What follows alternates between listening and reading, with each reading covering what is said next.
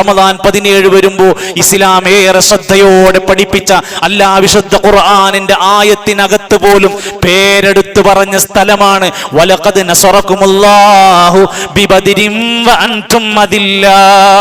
ബദർ ഖുർആനിൽ പേര് പറഞ്ഞ ചരിത്ര സ്ഥലമാണ് ബദർ. ആ ദിവസത്തിന്റെ പ്രത്യേകത എന്താ? സത്യവും അസത്യവും തമ്മിൽ വേർതിരിക്കപ്പെട്ട യൗമുൽ ഫുർഖാൻ. ഖുർആൻ വിശേഷിപ്പിച്ച പേരാണ് യൗമുൽ ഫുർഖാൻ. എന്താ അങ്ങനെ പറയാൻ കാരണം? ഒരു ഭാഗം സത്യത്തിന്റെ ആൾക്കാരായിരുന്നു, മറുഭാഗം അസത്യത്തിന്റെ ആൾക്കാരായിരുന്നു. അതിൽ സത്യമാണ് വിജയിച്ചത്, സത്യത്തെയാണ് അള്ളാഹ് സഹായിച്ചത്. അള്ളാന്റെ ഖുർആൻ സൂറത്തു അൻഫാലിന്റെ 41, ഇൻ കുൻതും ആമൻതും ബില്ലാഹ്, നിങ്ങൾ അള്ളാഹനെ വിശ്വസിക്കുന്നുണ്ടെങ്കിൽ, വമാ അൻസൽനാ അലാ അബ്ദിനാ, നമ്മുടെ അടിമയുടെ മേൽ നാം അവതരിപ്പിച്ചതിനെ നിങ്ങൾ വിശ്വസിക്കുന്നുണ്ടെങ്കിൽ, യൗമുൽ ഫുർഖാൻ, യൗമുൽ ഫുർഖാൻ എന്ന ദിവസത്തിലുണ്ടായ കാര്യം യൗമൽ തഖൽ ജംആൻ, രണ്ട് സംഘങ്ങൾ തമ്മിൽ പോരടിക്കേണ്ടി വന്നു. വല്ലാഹു അലാ കുല്ലി ഷൈഇൻ ഖദീർ, അല്ലാഹു എല്ലാത്തിനും കഴിവുള്ളവനാണ്. 313 ആളും 1000 ആളുകളും തമ്മിൽ യുദ്ധം ചെയ്താൽ 313 തോൽക്കല്ലേ വേണ്ടത്? പക്ഷേ ആ യുദ്ധത്തിൽ മുസ്ലിമീങ്ങളെ വല്ലാതെ സഹായം ലഭിക്കപ്പെട്ടു. ആയിരക്കണക്കിന് മലായികത്തുകൾ യുദ്ധരംഗത്തിറങ്ങി സഹായിച്ചു. അല്ലാഹുവിന് എല്ലാത്തിനും കഴിവുണ്ട്, അല്ലാഹ് എല്ലാത്തിനും ായവനാണ്. കേവലം ഒരു യുദ്ധമല്ല ബദർ, മറിച്ച് ലോകാവസാനം വരെയുള്ള വിശ്വാസികൾക്ക് പതറാത്ത ആദർശത്തിന്റെ കരുത്ത് പകർന്നു നൽകുന്ന ചരിത്രമാണ് ബദർ. അത് വെറും ചോറുന്നുള്ളതല്ല, അത് വെറും ആ കീസിൽ കിറ്റാക്കിയിട്ട് ബീഫിനെ കൊണ്ടുപോയിട്ട് വീട്ടിൽ കൊണ്ടുപോയി വെക്കുമ്പോൾ തോന്നുന്നുണ്ടല്ലോ ആവേശം. അത് മാത്രമല്ല ഇതിന്റെ പിന്നിൽ, അതൊന്ന് പഠിക്കണം. ഇതൊരു വെറും ഒരു മണ്ണ് പിടിച്ചടക്കാനുള്ള യുദ്ധമല്ല, അധികാരമോഹമല്ല, മറിച്ച് ഇസ്ലാമിന്റെ ആദർശമായ തൗഹീദ് സംരക്ഷിക്കാൻ അവർ പോരാടണം. നോമ്പ് നോറ്റിട്ട് ഒരു പകൽ സമയത്ത് നമ്മളൊക്കെ റമദാനിൽ ഇട്ടിരിക്കുന്ന ഈ പള്ളിയിൽ എത്തിപ്പെടുന്ന സമയം എപ്പോഴാണ് ആലോചിക്കും? റമദാൻ 17 AC ഇട്ടിരിക്കുന്ന ഒരു പള്ളിയിൽ ഞാനും നിങ്ങളും എത്തുന്ന ടൈം എപ്പോഴാണെന്ന് ആലോചിക്കും. എത്ര ജമാഅത്തിനാണ് നമ്മളൊന്ന് കൃത്യമായി പങ്കെടുക്കാറുള്ളത്? വന്നിരുന്ന ജുമഅകളിൽ എത്ര ജുമഅയാണ് നമ്മുടെ ഹൃദയത്തെ സ്വാധീനിച്ചിട്ടുള്ളത്? എന്തു മാറ്റമാണ് എൻ്റെ ജീവിതത്തിൽ റമദാൻ 17 കൊണ്ടുവന്നിട്ടുള്ളത്? കേവലം കേൾവിക്കപ്പുറത്ത് അറിവ് പകർത്താനുള്ളതാണ് എന്ന ബോധം. ഇസ്ലാമിക ചരിത്രം കേവലം ഒരു ആവേശമുണ്ടാക്കുന്ന വാക്കുകൾക്ക് വേണ്ടിയല്ല, പഠിക്കാനുള്ളതാ. ബദർ ഹിജ്റ 2-ാം വർഷം റമദാനിൽ നോമ്പ് നിർബന്ധമാക്കിയ 1-ാമത്തെ വർഷമാണ് ബദർ യുദ്ധത്തിന് പോകേണ്ടി വന്നത്. ഒരിക്കലും യുദ്ധം നടക്കാനുള്ള ഒരു പ്ലാനിങ്ങും ഇല്ലാതിരിക്കുന്ന ഒരു ഘട്ടത്തിൽ നബി തങ്ങൾക്ക് അവിടെ എത്തിപ്പെടേണ്ടി വന്നു.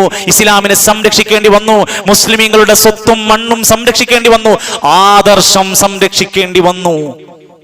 313 വരുന്ന സ്വഹാബത്തുമായി ഇറങ്ങി യുദ്ധത്തിന് പോകുന്നതിന്റെ മുമ്പ്, അല്ലെങ്കിൽ പുറപ്പെടുന്നതിന്റെ മുമ്പ്, സംഭവിക്കുന്നതിന്റെ മുമ്പ് നബി തങ്ങളുടെ മനസ്സിൽ വിങ്ങിപ്പൊട്ടുന്നൊരു ബേജാറുണ്ടായിരുന്നു. ഞങ്ങൾ തോൽക്കുമോ? തോറ്റാൽ പിന്നെ മുസ്ലിമീങ്ങൾ ഈ ലോകത്തുണ്ടോ? അള്ളാഹുവിനെ മാത്രം ആരാധിക്കുന്ന, പടച്ചോനോട് മാത്രം സഹായം തേടി ദുആ ചെയ്യുന്ന, ഇസ്തിഗാസ ചെയ്യുന്ന ഒരു സംഘം പിന്നെ ഈ ലോകത്തുണ്ടാവോ? വല്ലാത്തൊരു ബേജാറായിരുന്നു. അവിടുന്ന് നബിതങ്ങൾ ഇങ്ങനെ വിഷമത്തോടെ പ്രാർത്ഥിക്കാണ്, അല്ലാഹുവേ ഈ കൊച്ചു സംഘത്തെ നീ നശിപ്പിച്ചാൽ, ഇസ്ലാമിന്റെ ഈ സംഘത്തെ പിന്നെ ഭൂമിയിൽ നിന്നെ ആരാധിക്കുന്നവരുണ്ടാകൂല റബ്ബേ, ഞങ്ങളെ സഹായിക്കണം പടച്ചോനെ. ബദറിന്റെ നേതാവ് ആരോടാ പ്രാർത്ഥിക്കുന്നത്? ബദരീങ്ങളെ പേര് വിളിച്ചിട്ടായിരുന്നോ? ബദരീങ്ങളുടെ നേതാവ് അന്ന് ആരോടാ ദുആ ചെയ്തിരുന്നത്? അല്ലാഹുവേ. നമ്മളോ ബദരീങ്ങളെ എന്നാ ചോദിക്കുന്നത്, ബദരീങ്ങളോടാണ് സങ്കടം പറയുന്നത്. അള്ളാഹുവിന്റെ ഖുർആൻ വീണ്ടും സൂറത്ത് ആൽ ഇംറാനിന്റെ 13-ാമത്തെ ആയത്ത് പഠിപ്പിക്കുകയാണ്. ആ സംഘത്തിൽ ഒരു സംഘം 2 സംഘമായി തിരിഞ്ഞില്ലേ? അതിൽ ഒരു സംഘത്തിന്റെ പ്രത്യേകത തുഖാതിലു ഫീ സബീലില്ലാഹ്, അല്ലാഹുവിന്റെ മാർഗത്തിൽ പോരടിക്കുക. ഒലത്ത് ആയുധങ്ങളൊന്നുമില്ല, ഒലത്ത് വലിയ പൈസ ഒന്നുമില്ല, വലിയ സംഘബലും ടീം സെറ്റപ്പ് ഒന്നുമില്ല, പക്ഷെ അല്ലാഹുവിന്റെ മാർഗത്തിലാണ് പോരടിക്കുന്നത്. അപ്പുറത്ത് എന്താ? ആൾബലമുണ്ട്, സംഘബലമുണ്ട്, ശക്തിയുണ്ട്, നേതാക്കന്മാരുണ്ട്, എല്ലാമുണ്ട്. പക്ഷേ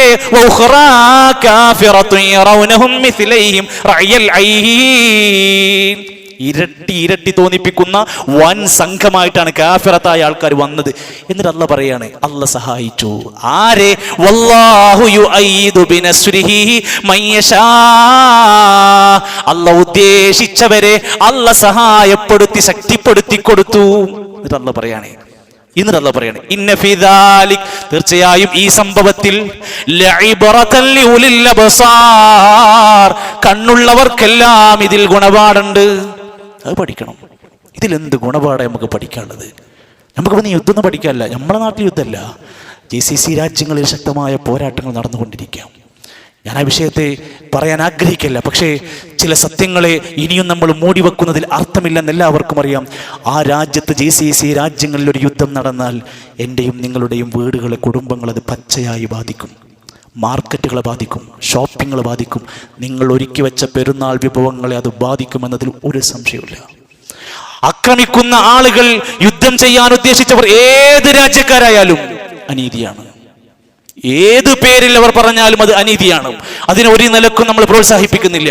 ഇറാൻ നടത്തിയാലും ഇസ്രായേൽ നടത്തിയാലും അമേരിക്ക നടത്തിയാലും ഇസ്ലാമിൽ അത് ഉൽം എന്നാണ് അതിന് പേര്. സഹോദരങ്ങളെ, അറബ് രാജ്യത്തിന് പ്രത്യേകിച്ചും അഹ്ലുസുന്നയുടെ രാജ്യങ്ങളെ ആക്രമിച്ചാൽ എന്താണ് ലാഭം? സിയോണിസ്റ്റ് ശക്തികൾക്ക് ഇസ്ലാമിക രാജ്യത്തിന്റെ ശക്തി കുറക്കാനും സാമ്പത്തിക ഭദ്രത കുറക്കാനും നല്ല സഹായം കിട്ടും. ഒന്നാലോചിച്ച് നോക്കൂ നിങ്ങൾ. ഇറാനിലെ ഓരോ നേതാക്കന്മാർ മരിച്ചപ്പോൾ നമ്മൾ പലരും അറിയാതെ അവരൊക്കെ ഷഹീദുകളാണ്, അവർക്ക് ശുഹദാക്കന്മാരാണെന്ന് സ്ഥാനം കൊടുത്തപ്പോൾ ഒരു രാജ്യത്തോടോ വ്യക്തികളോടോ ഒരു വൈരാഗ്യമില്ല. ഒരു ചരിത്രം നിങ്ങൾ പഠിച്ചു വെച്ചാൽ മതി. 1983 ആ ഖുംനഈ എന്ന് പറയുന്ന അവരുടെ മഹാനതനായ ഒരു നേതാവ് അന്ന് പറഞ്ഞിട്ടുണ്ട്, കുവൈത്ത് ഞങ്ങൾ പിടിച്ചടക്കും, ഗൾഫ് രാജ്യങ്ങൾ ഞങ്ങൾ പിടിച്ചടക്കും, അറബ് രാജ്യങ്ങൾ പിടിച്ചടക്കും. അഹ്ലുസുന്ന എന്ന ഷിയാക്കളുടെ നേർവിപരീതമായ ആ രാജ്യങ്ങളെ നശിപ്പിക്കുമെന്ന് പറഞ്ഞ് പ്രവണതയെ അതിനുവേണ്ടി ഒരുങ്ങി പുറപ്പെട്ടവരാണവർ. എത്രയെത്ര അഹ്ലുസുന്നയുടെ പ്രിയപ്പെട്ടവർ, ലക്ഷക്കണക്കിന് സിറിയയിലൊക്കെ ഒന്ന് ചരിത്രം വായിച്ചോക്ക്. സിറിയയിൽ ബോംബിട്ട് നശിപ്പിച്ചത് ഇറാനികളായിരുന്നു. എന്റെ സുഹൃത്തുക്കളെ, നമ്മൾ ഒരു കാര്യം കൂടെ ചേർത്ത് വെച്ച് പഠിക്കേണ്ടതുണ്ട്. ആ ഷിയ എന്ന വിശ്വാസം നിങ്ങൾക്ക് യോജിക്കാൻ കഴിയുമോ? എപ്പോഴെങ്കിലും 17,000 ആയത്തുകളുള്ള ഖുർആനാണ് ലോകത്തെ യഥാർത്ഥ ഖുർആൻ. നിങ്ങളുടെ കയ്യിലുള്ള 6,000 വരുന്ന ആയത്തുള്ള ഖുർആൻ യഥാർത്ഥ ഖുർആൻ അല്ല എന്ന് വിശ്വസിക്കുന്നവരാണ് ഇറാനികൾ, ഷിയാക്കൾ. 2, ലോകത്ത് ജീവിച്ച സ്വഹാബിമാരിൽ 2, 3, 4 ആളെ ഒഴിച്ചാൽ ആരൊക്കെ? അബൂബക്കർ സിദ്ദീഖ് റളിയല്ലാഹു അടക്കമുള്ളവരെ കാഫിർ എന്ന് മുദ്രകുത്തിയവരാണ് ഷിയാക്കൾ. ഇനി എന്ത് വേണം നിങ്ങൾക്ക്? മഹാനായ റസൂൽ കരീം സല്ലല്ലാഹു അലൈഹി വസല്ലമയുടെ പ്രിയപ്പെട്ട സ്വഹാബത്തിനെ വളരെ മോശമായി ചിത്രീകരിച്ച ഒട്ടനേകം സംഭവങ്ങളുണ്ട്. അതുകൊണ്ട് നമ്മൾ യുദ്ധത്തിനെ ന്യായീകരിക്കുന്നില്ല, യുദ്ധങ്ങളെ സപ്പോർട്ട് ചെയ്യുന്നില്ല. പക്ഷേ നമ്മുടെ ആദർശത്തെ മാറ്റി പറയുക, ആദർശത്തിനെ തിരുത്തി പറയുക, ആദർശത്തിനെ ഈ വ്യാജമാക്കി പൊടിക്കൈകൾ പ്രയോഗിക്കുക, അതിന്റെ ഒന്നും ആവശ്യമില്ല. ആര് അനീതി ചെയ്താലും അനീതിയാണ്. അല്ലാഹു തആലയുടെ സഹായം നമുക്ക് ലഭിക്കണോ? അല്ലാഹുവിന്റെ ആദർശത്തിൽ അല്ലാഹു പഠിപ്പിച്ച തൗഹീദിലേക്ക് നമ്മൾ വരണം. പഠിക്കാനുള്ള ഗുണപാഠം അതിലുണ്ട്. 2, അല്ലാഹു സുബ്ഹാനഹു വ തആല പഠിപ്പിക്കുകയാണ്, അചഞ്ചലമായ വിശ്വാസമാണ് വേണ്ടത്. എണ്ണവും വണ്ണവും സംഘബലവും അല്ല പ്രധാനം. അത് ഈ ചരിത്രം നമ്മളെ പഠിപ്പിച്ചു. 3, അനുസരിക്കാനുള്ള മികവ് നമുക്കുണ്ടാവണം. നബി സല്ലല്ലാഹു അലൈഹി വസല്ലമ ഒരു കാര്യം അങ്ങ് വന്ന് പറയുമ്പോൾ യാതൊരു ഏറ്റക്കുറച്ചിലുകളും ഇല്ലാതെ സ്വഹാബത്ത് അത് ഏറ്റെടുക്കുന്നു. അല്ലാഹു തആല ഒരു കാര്യം പറയുമ്പോൾ സ്വഹാബത്തും പ്രവാചകനും അത് ഏറ്റെടുക്കുന്നു. നേതൃത്വം പറയുന്നത് അനുസരിക്കാനുള്ള ഒരു നല്ല മാതൃക നമ്മളെ പഠിപ്പിക്കുകയാണ്. ഐക്യവും കൂടിയാലോചനയും നാടുകളിൽ വേണം. യുദ്ധം പഠിപ്പിക്കേണ്ടത് തോന്നിയതുപോലെ ഓരോരുത്തരും തന്നിഷ്ടം പ്രവർത്തിക്കരുത്. കുടുംബത്തിലാണെങ്കിലും വീട്ടിലാണെങ്കിലും നമ്മൾ തുടങ്ങുന്ന കച്ചവടത്തിലാണെങ്കിലും ഒരു കൂടിയാലോചന, മുശാവറ ഇല്ലാതെ പോകരുത്. ബദറിന്റെ രണഭൂമിയിലേക്ക് ഖുറൈശികൾ അതാ വരാൻ പോകുന്നു, അവർ നമുക്കെതിരാണ് എന്നറിഞ്ഞപ്പോൾ നബി സ്വഹാബത്തിനെ വിളിപ്പിച്ചു. ആര്? വഹയി കിട്ടുന്ന നബി സല്ലല്ലാഹു അലൈഹി വസല്ലം വഹയില്ലാത്ത സ്വഹാബിമാരെ വിളിച്ചിട്ട് ചോദിച്ചു, ഇങ്ങനൊരു പ്രശ്നം വരാനിരിക്കുന്നുണ്ട്, നമ്മൾ എന്താണ് ചെയ്യേണ്ടത്?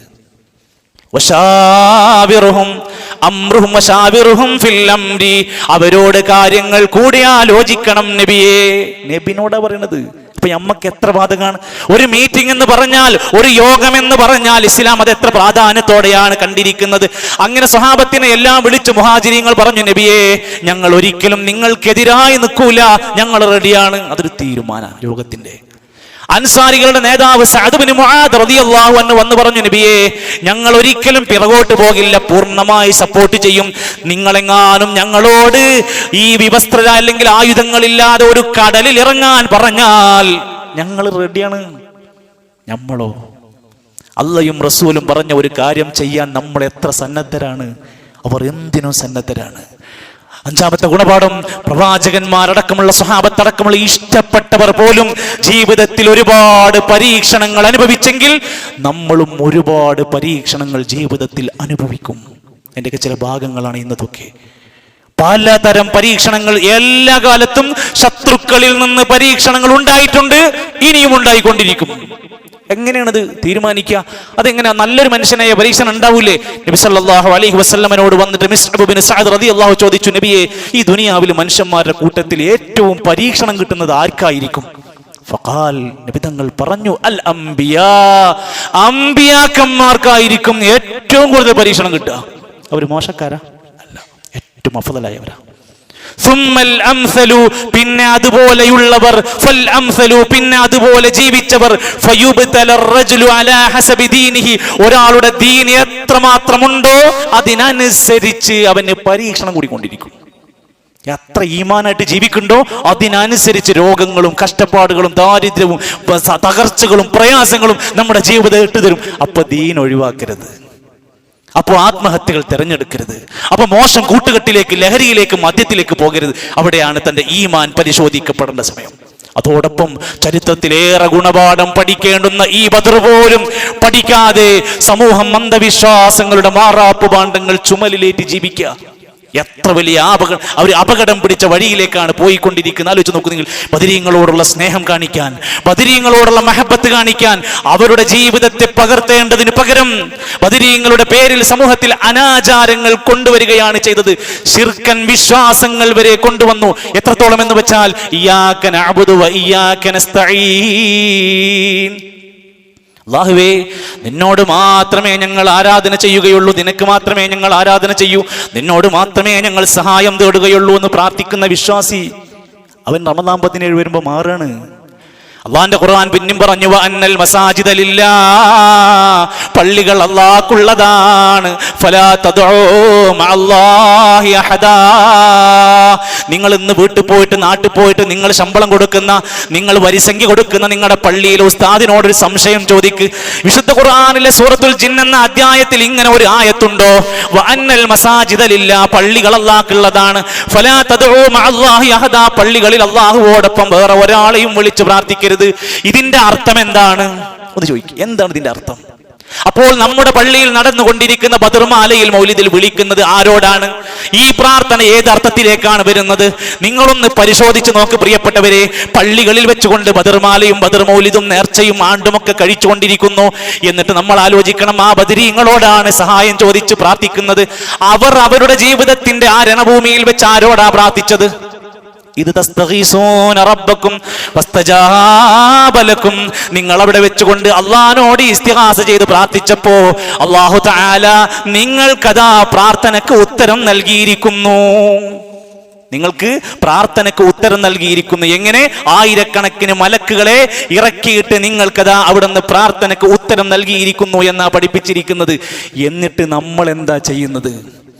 റസൂലുള്ളാഹി സ്വല്ലല്ലാഹു അലൈഹി വസല്ലമയുടെ അടുത്തേക്ക് അലി റളിയല്ലാഹു യുദ്ധം തുടങ്ങേണ്ട കുറച്ച് മുമ്പ് വന്നു നോക്കി. എന്താ നബി ചെയ്യണമെന്ന് അറിയാൻ. അത് കുട്ടിയാണ് അലി റളിയല്ലാഹു. നബി എന്താ ചെയ്യുന്നത് എന്ന് അറിയാൻ വേണ്ടിയിട്ട് ഉമൈർ ബിൻ അബി വഖാസ് റളിയല്ലാഹു അൻഹു ബദറിൽ പങ്കെടുക്കുമ്പോൾ 16 വയസ്സാണ്. നമ്മളെ 16 വയസ്സുകാരന്റെ പണി എന്താണെന്ന് ആലോചിച്ചു. ഗെയിം കളിച്ചിരുന്നും വെറുതെ സമയം കളഞ്ഞും, എന്തിനേറെ നോമ്പുകൾ വരെ ശ്രദ്ധയില്ലാതെ നഷ്ടപ്പെടുത്തുന്നവർ വരെ, അല്ലെ, നോമ്പ് തുറകൾ വരെ ഫാഷനുകളും മോഡലുകളുമായി മാറുന്ന ഒരു കാലത്ത് 16 വയസ്സുള്ള ഉമൈർ ബിൻ അബി വഖാസ് റളിയല്ലാഹു അൻഹു ബദറിന്റെ പോരാളിയാ. അലി അള്ളാഹു അങ്ങനെ പോയോക്കി നബി എന്താ ചെയ്യണമെന്നറിയാൻ. ഹീന സാജിദുൻ യഖൂൽ, നബി സുജൂദിൽ ഇങ്ങനെ കിടന്നിട്ട് ഇങ്ങനെ പ്രാർത്ഥിക്കുന്നുണ്ട്. യാ ഹയ്യു യാ ഖയ്യൂം ലാ യസീദു അലൈഹ. നബി ഇങ്ങനെ യാ ഹയ്യു യാ ഖയ്യൂം അല്ലാഹുവിനെ ഇങ്ങനെ വിളിച്ച് പ്രാർത്ഥിച്ചുകൊണ്ടേ ഇരിക്കുകയാണ്. വേറെ ഒന്നും സംസാരിക്കണില്ല. ഞാൻ കുറച്ച് കഴിഞ്ഞിട്ട് പിന്നെ ഒന്നുകൂടി പോയി നോക്കി നബിന്റെ അടുത്ത്. നബി സുജൂദിൽ കിടന്ന് റബ്ബിനോട് ഇങ്ങനെ പ്രാർത്ഥിക്കുകയാണ്. ഈ ബദറിന്റെ ചരിത്രം പറഞ്ഞിട്ട് ബദരീങ്ങളോട് പ്രാർത്ഥിച്ചോളിയും, ബദരീങ്ങൾ രോഗം മാറ്റിത്തരും, ബദരീങ്ങൾ കുട്ടികളെ തരും എന്നൊക്കെ പറയണമെങ്കിൽ നമ്മളും ചരിത്രവും തമ്മിൽ എത്ര അജഗജാന്തര വ്യത്യാസം ഉണ്ടെന്നുള്ളത് സംശയമില്ല. ഇനി പള്ളിയിൽ നിന്ന് പാടിക്കൊണ്ടിരിക്കുന്ന വരികളുടെ അർത്ഥം പഠിച്ചിട്ടുണ്ടോ? നമുക്കറിയില്ല. ആ പറഞ്ഞുകൊണ്ടിരിക്കുന്ന വരി, ദാഹം വിശപ്പോ കൊടുമാ തളർച്ചയോ തടിയിൽ മരിലോ ജിൻ ശൈത്താൻ ചതിയാലോ ദേഹം വലഞ്ഞപ്പോൾ ഈ പേരിനെ ചൊല്ലുകിൽ തിരുമുനമ്മേ ശിഫയാകുമെന്നോവർ. നിങ്ങൾക്ക് രോഗം ബാധിച്ചാല്, നീ ക്ഷീണം ബാധിച്ചാല് ബദരീങ്ങളൊക്കെ പേര് വായിച്ചാൽ മതി, നിങ്ങളെ രോഗം മാറും. സുഹൃത്തുക്കളെ, ബദറിന്റെ നേതാവ് റസൂലുള്ളാഹി സ്വല്ലല്ലാഹു അലൈഹി വസല്ലം രോഗിനെ കാണാൻ ചെന്ന ഹദീസ് പറയുന്നത് രോഗിനെ വലത് കൈ കൊണ്ട് ഇങ്ങനെ തടവി കൊടുത്തു. നബി പ്രാർത്ഥിച്ചു,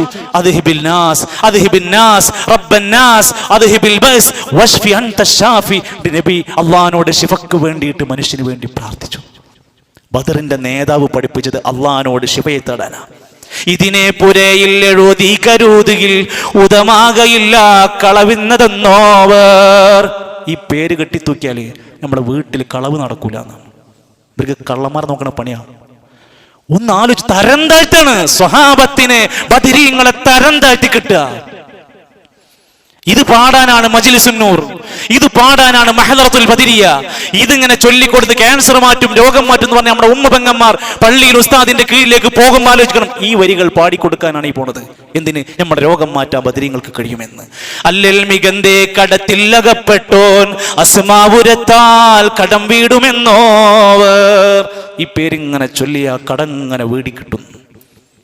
കടം വീടാനുള്ള പ്രാർത്ഥന മറുഭാഗത്ത് നബി സല്ലല്ലാഹു അലൈഹി വസല്ലം പറഞ്ഞു, ഉഹുദ് മലയോളം കടമുള്ളവൻ ഇത് പ്രാർത്ഥിച്ചാൽ പ്രാർത്ഥനയ്ക്ക് ഉത്തരം കിട്ടും. ബദറിന്റെ വേറല്ല പഠിപ്പിച്ചത്, പ്രാർത്ഥനയെ പഠിപ്പിച്ചു കൊടുത്ത്. അള്ളാന്റെ ഖുർആൻ ചോദിച്ച ചോദ്യം ഇതാണ്. സൂറത്തുൻ നംലിന്റെ 62-ാമത്തെ ആയത്ത് നേരെ ചെന്ന് ചോദിക്കണം, അമ്മയുജീബുൽ മുദ്തറ ഇദാ ദആ. നിങ്ങളുടെ പ്രയാസഘട്ടത്തിൽ പ്രാർത്ഥന കേട്ട് ഉത്തരം നൽകാൻ ആർക്കാ അവിടെ കഴിവുള്ളത്? വയക്ഷിഫുസൂ, നിങ്ങളുടെ പ്രയാസം നീക്കിത്തരാൻ ആർക്കാ കഴിവുള്ളത്? വയജഅലു നിങ്ങളെ ഭൂമിയിലെ പ്രതിനിധികളാക്കിയിട്ടുണ്ട്. ഐലാഹും അല്ലാഹ്, നിങ്ങൾ അള്ളാഹുവിന്റെ കൂടെ വേറെ ആളുകളെ ഇലാഹാക്കാണോ? ചെയ്യല്ലേ. നിങ്ങളെ പ്രയാസം പടച്ചോനിക്കാൻ മാറ്റാൻ കഴിയുള്ളൂ, അള്ളാഹ്ക്ക് അതറിയുള്ളൂ. അതും കഴിഞ്ഞ് ബദരീങ്ങളുടെ ആണ്ടും നേർച്ചയും നടക്കുന്ന ഇന്നേ ദിവസത്തിൽ നമ്മുടെ നാടുകളിൽ നടന്നുകൊണ്ടിരിക്കുന്ന വിപുലമായ ആ പ്രവർത്തനത്തെ കുറിച്ച് ഒരിക്കലെങ്കിലും നമ്മൾ ദീന വെച്ച് പഠിക്കും. പ്രസ്ഥാനം പഠിക്കണ്ട, ദീനിൽ എന്ത് പറയുന്നു എന്ന് മാത്രം ഒന്ന് പഠിക്കുക. അത് എവിടുന്നാ കിട്ടുക? അത് ഖുർആനിലും ഹദീസിലും ചരിത്ര ഗ്രന്ഥങ്ങളും വായിച്ചാൽ കിട്ടും. ഹിജ്റ 2-ാം തീയതി ഈ റമദാനിന്റെ വിഷയത്തിൽ ആണ്ട് നടത്തുന്ന ആളുകൾ ആലോചിച്ച് നോക്കി. ഹിജ്റ 2-ൽ നടന്ന ആ ഒരു യുദ്ധത്തിന്റെ പശ്ചാത്തലം കഴിഞ്ഞിട്ട് പിന്നെ എത്ര റമദാനുകൾ നബിയും സ്വഹാബത്തും ജീവിച്ചു. ബദറിൽ പങ്കെടുത്തവർ, അവർ പിൽക്കാലത്ത് വന്ന റമദാനുകളിൽ ഇത്തരം സംഭവങ്ങളിൽ ഏതെങ്കിലും ഒരു അറിവോ പേരോ അത്തരം പ്രയോഗങ്ങളോ നടത്തിയതായി നമുക്ക് കാണാൻ കഴിയോ? ഇല്ല. ഇനി അറവ് വരെ നടക്കുകയാണ്. അല്ലാഹുവിന്റെ ഖുർആൻ പറഞ്ഞു, ഫസല്ലി ലിറബ്ബിക വൻഹർ, നിങ്ങൾ റബ്ബിന് വേണ്ടി ബലിയറുക്കുക, റബ്ബിന് വേണ്ടി നിസ്കരിക്കുക. റസൂലുള്ളാഹി സ്വല്ലല്ലാഹു അലൈഹി വസല്ലം പറഞ്ഞു, ലഅനല്ലാഹ്, അല്ലാഹ് ശപിച്ചിരിക്കുന്നു. കേട്ടോളി, അല്ലാഹ് ശപിച്ചിരിക്കുന്നു. ആരെ? മൻ ദബഹ ലിഗൈരില്ലാഹ്, അല്ലാഹു അല്ലാത്തവർക്ക് വേണ്ടി ബലിയറുക്കുന്നവരെ. ഇതാരെ കൂലിട്ടാനാ? ഇതാരെ ബർക്കത്തിട്ടാനാ? ഇതാരുടെയൊക്കെ കുർബത്തിട്ടാനാ? ബദരീങ്ങളെ പൊരുത്തം കിട്ടാനാണ്. ബലി വരുന്ന കറക്കാത്ത അത്രയും കുറ്റൻ സംഭവങ്ങളെ 17 അന്ന് കൊണ്ടുവരും അവിടെ. എന്റെ വാക്കുകൾ നിങ്ങൾ ശ്രദ്ധിക്കല്ലേ. ഇമാം നബവി പറഞ്ഞ വാക്ക്, ഇമാം നബവി ശാഫിഈ പണ്ഡിതൻ ശർഹ് മുസ്ലിമിൽ പറയാണ്, ദബഹ ലിസ്സനമി, ഒരാൾ ഒരു വിഗ്രഹത്തിന് വേണ്ടി ബലിയറുത്താൽ, ഔലി മൂസ, മൂസാ നബിന്റെ ഖുർബത്ത് കിട്ടാൻ വേണ്ടി ഒരു ബലിയറുത്താൽ, ഔലി ഈസ, ഈസാ നബിന്റെ പേരിൽ, ഔലിൽ കഅബ, കഅബന്റെ പ്രതിഫലം കിട്ടാൻ, അൽ കഅബന്റെ ബർക്കത്ത് കിട്ടാൻ, ഫകുല്ലു ഹാദാ ഹറാമുൻ, ഇതെല്ലാം ഹറാമാണ്. അവർക്ക് വേണ്ടി ബലിയറുക്കരുത്. വലാ തഹില്ലു ഹാദിഹി ദബീഹ, അങ്ങനെ അറുക്കപ്പെട്ട സാധനം നിങ്ങൾ തിന്നാൻ പാടില്ല. ശാഫിഈ മദ്ഹബിലെ കിതാബ്, പള്ളി ദർസിലെ കിതാബ്. സവാഅൻ കാന ദിബ്ഹു മുസ്ലിമൻ, അറുത്തത് തങ്ങളായാലും മുസ്ലിമായാലും, ഔ നസ്റാനിയൻ, നസ്റാനിയായാലും, ഔ യഹൂദിയൻ, ജൂതനായാലും, ഞമ്മക്കത് പറ്റൂല. എന്റെ വാക്കല്ല, ഇമാം നബവി തങ്ങളെ വിശദീകരിച്ച് പറഞ്ഞു. ഇമാം ഇബ്നു ഹജറുൽ ഹൈതമി തങ്ങൾ ശാഫിഈ മദ്ഹബിന്റെ പണ്ഡിതൻ, അദ്ദേഹം പറയാ, ഇന്നമാ യതഖറബു ബിഹാ ഇലല്ലാഹ്, നമ്മുടെ ബലികളെല്ലാം അല്ലാഹുവിന്റെ ഖുർബത്ത് കിട്ടാനാകണം. വലാ ഇലാ ഖൽഖിഹി, സൃഷ്ടികളുടെ പൊരുത്തവും പുണ്യവും കിട്ടാൻ വേണ്ടിയാകരുത്. അത് സൂക്ഷിക്കുക. നമ്മുടെ ഈമാനെ പരിശോധിക്കുക. നമ്മൾ നമ്മുടെ ജീവിതത്തിൽ അറിയാൻ, ചിലപ്പോഴൊക്കെ ചില ആളുകളെങ്കിലും ഇതൊന്നും അറിയാതെ ഒഴുക്കിനനുസരിച്ച് ഇങ്ങനെ കൊല്ലങ്ങളായി ഇങ്ങനെ പോയപ്പോൾ കൂട്ടത്തിൽ കൂടി ചെയ്തു പോയതാണെങ്കിൽ പടച്ച റബ്ബിലേക്ക് തൗബ ചെയ്യുക. സംശയമുള്ള വിഷയങ്ങൾ ചോദിച്ചു പഠിക്കുക.